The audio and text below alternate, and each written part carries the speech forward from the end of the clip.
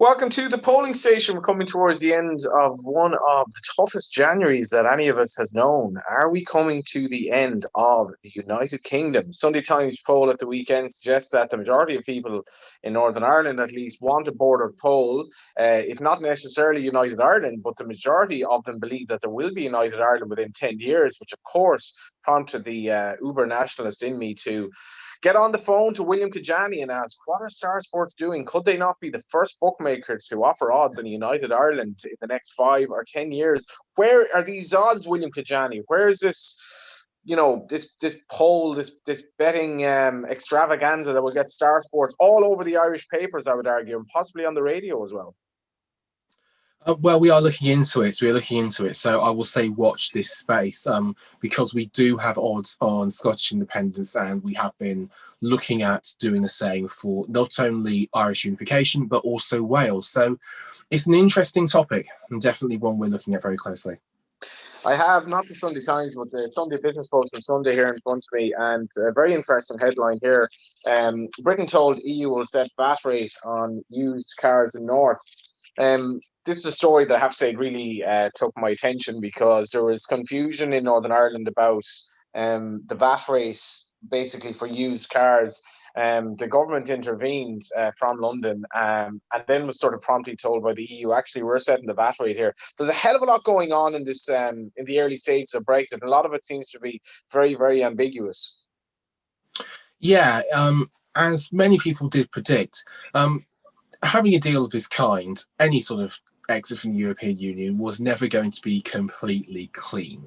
There were always going to be things like this to be sorted out. Some of those problems, one hopes people will be able to find solutions to sooner rather than later, but others are going to be very long term, years and years and years, perhaps even a decade. That's why when the government itself ran assessment impacts, a lot of them had quite a hit to GDP over quite a sustained period of time.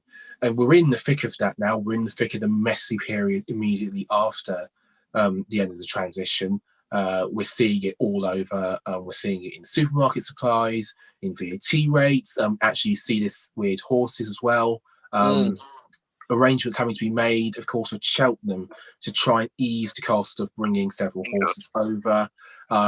Actually, racing fans should watch out to see if something called the Tripartite Agreement has either an extension or is reworded in some way, because that's very important, especially when the flat season comes around.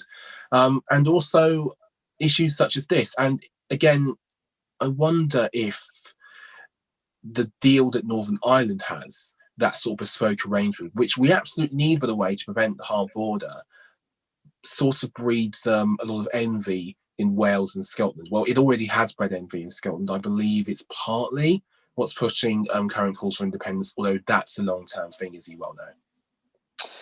It's really intriguing because the DUP were obviously cheerleaders for Brexit, which suddenly looked really, really stupid. Now, I think the DUP has to spin this as a win-win situation in that it's part of the EU to some extent, yes, kind of obviously maintains the union, but down the road, obviously George Osborne's remarks last week prompted a lot of attention as well. And I have to say I'm more confident about United Ireland than I have been in my lifetime. I couldn't see it necessarily happen in 10 years. Yeah, the 10-year time frame is an interesting thing because for any country in the UK to consider leaving and doing so legally, they will need a non-conservative government in Westminster. That it's in the name, right? Conservative and Unionist Party. Next general election, 2024, you would need a Labour-led majority government to then consider it. That even might be quite a stretch because Labour are mostly unionist. Plenty of Labour prime ministers, or those who are still around, namely Gordon Brown and Tony Blair. Gordon Brown especially is a passionate unionist. He partnered with the likes of Cameron, etc., to win that referendum in Scotland in 2014. I think there'd be a bit of a backlash if Labour ended up setting up some sort of independence referendum, but at the same time, the current situation can't go on forever. And currently, I think we have Boris Johnson as a 4 to 5 shot to lead the Conservatives into the next election. If he does that, we can be pretty sure, based on the trend of his approval rating in Scotland, that independence is going to have a lot of legs. And also, let's not forget, there's no reversing Brexit now. We've gone through with it. It's hitting Scotland, especially its fishing industries, quite hard already. So the calls will keep growing, and we'll have to wait and see where we are in 3 or 4 years' time. But I don't think the union and that situation and the relationship basically between the countries of the United Kingdom is going to get any better. I don't see any obvious reason for that to be the case. Maybe the vaccine rollout will provide a shot of optimism in the arm, pardon the pun. But even then, recovering from COVID and such is going to be very difficult. So I absolutely understand people who think there might be a breakup with the UK. I understand people who are calling for it. And I think certainly it's going to filter into the betting world too.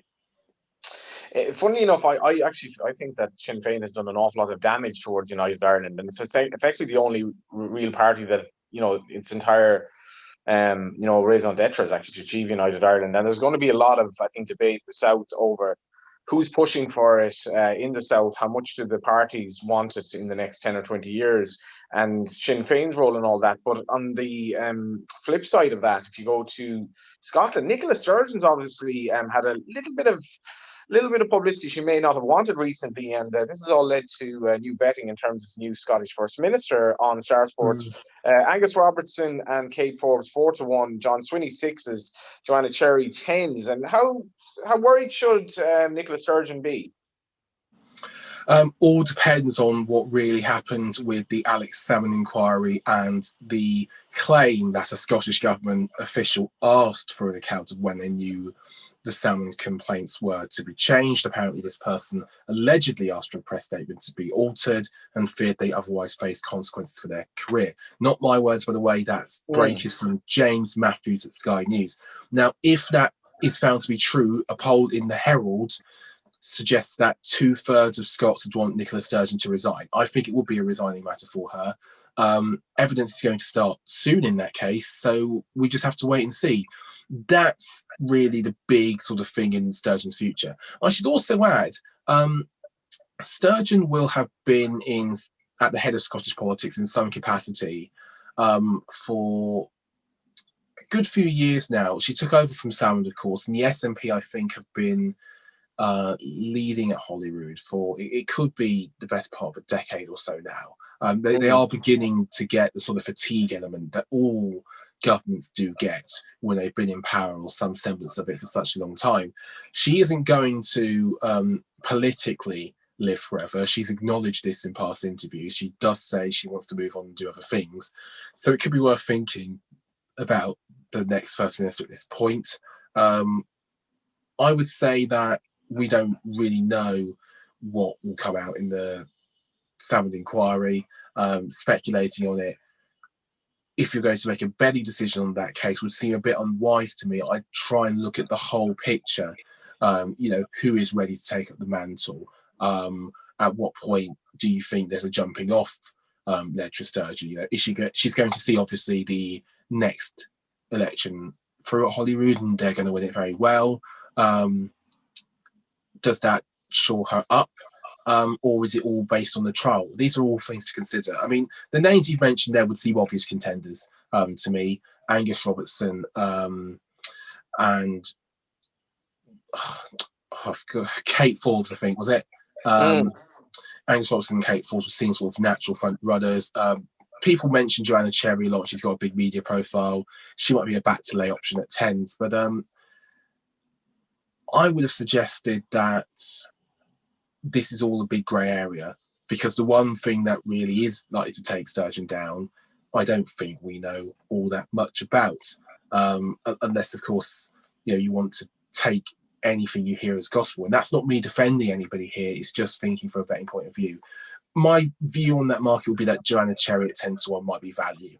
I wouldn't see her staying 10-1 forever. Now, last week we did speak about Biden bingo, which was quite an interesting betting heap in terms of the words that he may or may not use in his inauguration speech. How I missed unity, which was a big gamble, and apparently Yeah. several times. It's all about unity. It wasn't about some other words, though, that were even shorter in the bet.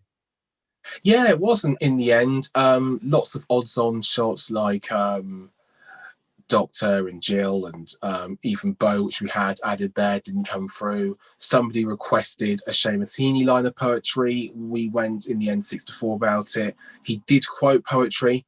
He does love to do that, and he has a great affectation for Ireland's many wonderful, wonderful classical poets. But of course, that line didn't come up in particular. We actually had a really, really restricted number of winners in the sense that only 3 of the original suggestions came through. They were unity, and then there was terrorism. Scranton, by the way, wasn't one of those. What? What was the word? Scranton, which is where Biden actually lives, or where he grew up. So, yeah, in the end, there were only 2 of those to come through, and 3 of those to come through. But unity and terrorism were the main ones. They really had the biggest effect on the book, and there were some people who were very, very happy with that, and will be looking to do this sort of thing again. Good fun, I imagine, the whole market anyway. Yes, absolutely. We do enjoy them. We've done several of these, including, of course, for the debates during the election last year, and even some for Trump rallies at some point. I think we'll probably do them in the future for Biden appearances in public, and watch this space for a domestic one or two. What are we looking out for this week? Boris Johnson's going to Scotland at some point. That visit has already become contentious. Nicola Sturgeon pointing out that it may not be setting the greatest example in the world for him to go out and travel on what could be seen to be a political visit. I think it is. There's the sort of clash here of the fact that he is Prime Minister. At some point, he will have to go places and do things. Like he is an essential worker. For all that, it doesn't really feel like that to many people a lot of the time, me included, I must say. But there's also the counterpoint that should anybody really be travelling in that fashion during this current situation, that's going to be a political hot topic. We are 5 to 6 each of 2 that India F2 takes place before the end of 2025 or afterwards. And I believe we're evens that yes would win that hypothetical independence referendum. So a very short time window there. It'll be interesting to see what happens with the Conservative polling numbers. They've remained strong. And Keir Starmer is getting a bit of heat, including from George Osborne in the Evening Standard about what he doesn't really have to say. So I'd watch the polling numbers over the next week. The Conservatives are favourites to win the next election, both in terms of seats and majority, although we are quite short, I believe, 5 to 6 on another hung parliament. Also, Giuseppe Conte reside in Italy. Watch out for the formation of that sort of next government. And in France, Marine Le Pen was leading some first-round polling in the presidential election. This is something we'll be talking about on the polling station a lot over the next few months. That set the cat amongst the pigeons in some quarters, although I should add, I believe she was leading at some points in the last presidential campaign. So Macron in full campaign mode over the channel. Really fascinating times ahead, including in relation to the Irish question. Keep your eyes peeled. Keep your eyes on Star Sports to see what happens. Thank you very much, William Kedjanyi. Thank you very much for having me, Johnny Ward, and thank you very much for listening. And we shall talk to you next week.